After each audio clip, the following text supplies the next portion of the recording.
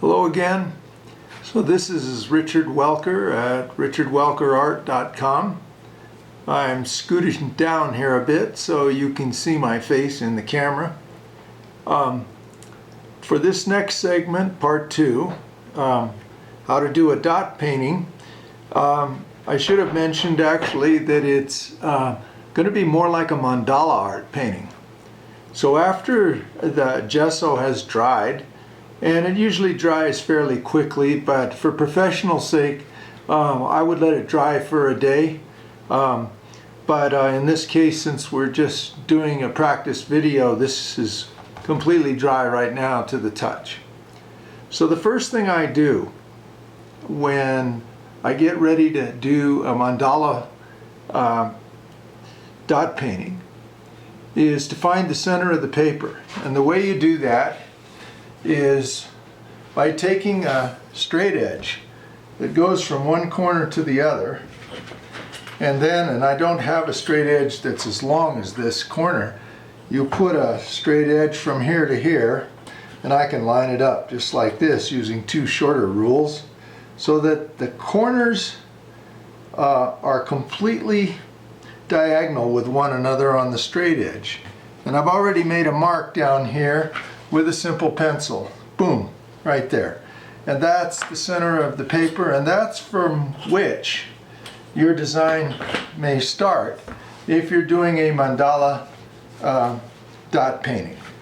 So right here is my center now, and it's sometimes handy for people if they want perfect circles to use a drafting compass like this, and it expands out to within quite a ways.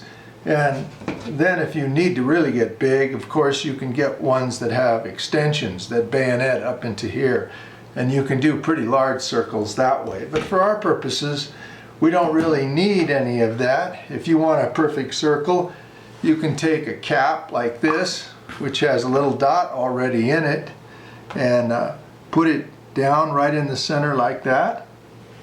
And you could trace a circle if you wanted to, and in this case I probably will, just to have something that resembles a perfect circle if I decide to paint in this area right here. So that's one way to get started. Another way is we have dowels here, and we can put them in our paint and get, pretty good size dowels depending on what the tip is. And I go all the way down from a size almost 5/8 of an inch down to my favorite tools of all, which are bamboo skewers. And there are different sizes of bamboo skewers. This one's here is kind of thick, and this one here is even thicker. And then some of them are smaller, and you can file points on them or sand points on them to get really small detail dots, which we'll go into that later. These are some of the tools of the trade. So these are my colors right here. I have them pre-mixed. Some of them are golden fluid acrylics. Some of them come from heavy body acrylics, and I usually either mix them up with water, or I use this product here called Air Transparent Extender, which is from Golden, and which I have found over all the different additives that you can get. This product right here seems to do the best for me in terms of thinning down the paint just enough to get the thickness that's required, so it's not too thick and not too thin. And this all has an additive in it that enables it to harden really well without, water tends to thin it out a little too much sometimes, so that's what I use. So to get started, I'm going to take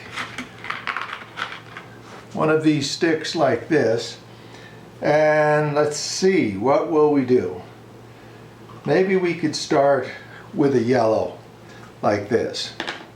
And I mix my yellow up in these tiny little cups that you can get at various different art stores. Mostly I've only found them at Hobby Lobby. They have snap-on caps. I label them with the color or the pigment that I want to have available to me, and I pre-mix it with some of this extender, and I get a consistency that looks a little bit like that. It's just like almost dripping off, you see.